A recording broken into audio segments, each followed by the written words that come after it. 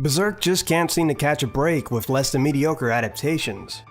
The Berserk 2016 anime was a tough pill to swallow. All hope was lost for me after about episode 5, although the season did stick to its source, well, mostly. Its tone, pacing, and of course art direction held back what Berserk is really about.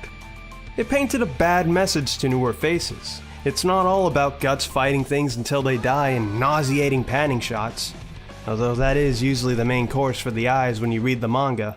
But Berserk has this certain tone and build-up in its imagery, writing, and pace that no other animation studio thus far has landed right.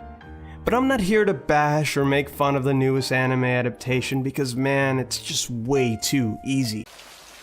そりゃ難儀だな。じゃが心配しなさんな。わしには神様が。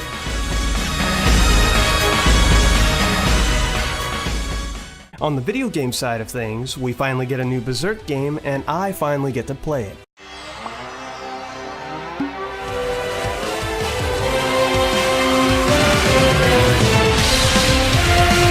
Koei Tecmo, famously known for their Dynasty Warriors series, decided to give Berserk the Muso treatment and... I have my complaints. Now, I don't want to write this off as me blatantly hating this game. I usually tend not to give overly negative reviews, but this comes from a place of love, because I absolutely love Berserk. And this game is not Berserk. It's really not. It's just bad. But I did like the first 3 hours or so. It was kind of fun. We start off with the Golden Age arc. And of course, it goes off the movies instead of the manga, and cutscenes are recycled from the 3 films. You'll be running around as Guts basically trucking over dozens of enemies while following small objective markers to proceed to the next level. It's Dynasty Warriors, nothing new here. I think they got Guts down pat, his moveset feels just right and the hits feel like they have believable weight behind it.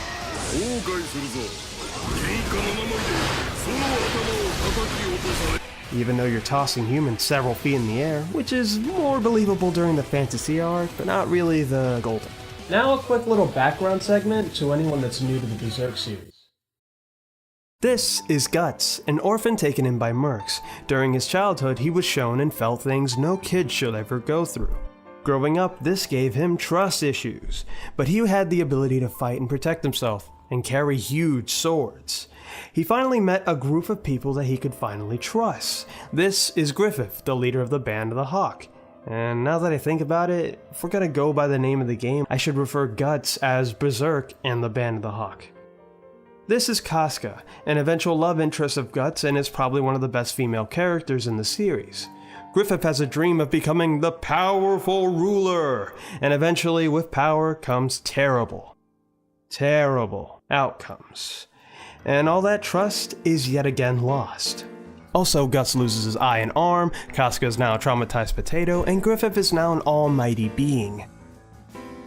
Why do horrible people always get further in line? Guts struggles throughout the story with revenge or the safety of Casca. Realizing he can't juggle both without himself becoming a monster, he decides to let new people in his life to help him.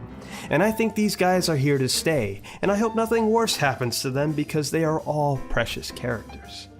Berserk is still a work in progress, but we're finally inching our way to a conclusion.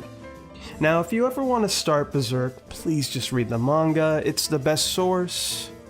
Okay, back to the game. In Berserk Band of the Hawk, man, that name is really lame.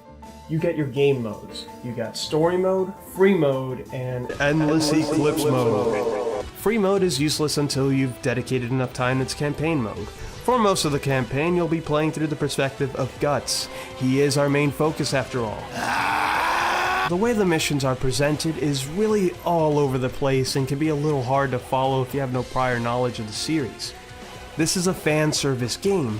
Granted, not a good one, but this is for Berserk fans. Dialogue will pop up during gameplay and you'll be reading flavor text while beating up the factions. Except sometimes it'll lay out important story beats that you'll probably end up ignoring because you're too busy fighting grunts, which makes the climax of the missions feel really unsatisfying. I wish this game had a little more scripted cutscene events where it can give us time to pause and breathe in what the game is trying to tell us. These missions are lengthy, and the gameplay doesn't really make the level's provided fun factor last long. Combo variety is rather bleak as you just press the light attack buttons and then chain in a strong attack button to finish off enemy units. After about 10 hours of this, it starts to become a mundane chore rather than a thrilling slaughter. Even at its hardest mode, you'll still get through it like you've been playing normal, maybe even easy mode, unless you're up against a boss. Those actually provide a challenge, assuming you're playing on hard, making you slow your pace down and think about the situation. I didn't even utilize the guard mode to its full extent until I fought Zod. Man, that boss fight was actually pretty fun. You fight him basically alone, and he poses a threat just like he did in his first appearance in the manga. It was refreshing seeing them give that moment justice. In terms of completionist runs, you can collect the helix by completing the shopping list objectives the missions give you. You're rewarded with picture sets, that I guess are cool, but not much other than that. With such diminishing returns, I really wasn't interested in the other forms of content. They have DLC costumes, some are good, but are mostly just Casca fan service, which I don't really care about. If I'm going to be honest, one of the main reasons I wanted to give this game a try was because we were going to be able to use the Berserker armor. I just wish the grind towards it was worth it. When you do eventually get there, it's flashy and as aggressive as you imagine, but then the charm starts to wear off. I get that I'm supposed to turn my brain off. I get that this is probably a great podcast game, but I cannot stop myself from focusing on these glaring problems. The lock-on system can use some work. The horse combat feels as though it was just an afterthought. Leveling up really doesn't make too much of a difference other than being able to learn new combos and get more items. Narrative sometimes undermined by the type of gameplay a Muso is. Like when Guts becomes known as the 100-man slayer, but in the game your kill count is much, much higher, breaking the immersion. You get ambushed by thieves, and here's the kicker. It's not like 10 or 15 of them, it's like 10,000 of them.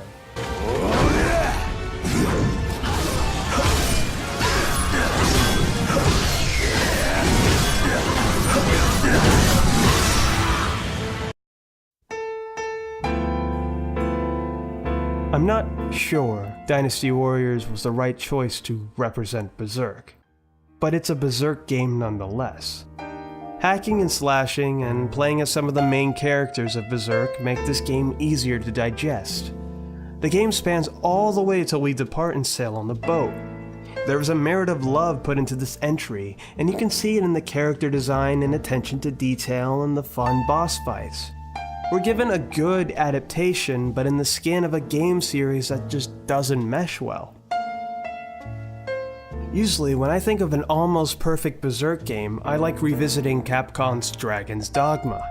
Its setting and gameplay was harsh on you. Just like Guts, you basically became a struggler. You could bring along pawns similar to Guts' new party and roam the world. Even Berserk Easter eggs could be found, like the witch hut surrounded by docile golems, and even the armor Guts and Griffith wore. I guess as a major fan of the series, I just want the proper adaptation Berserk deserves. And this is by far the closest we can get. But I guess I'll have to keep struggling till we eventually get it.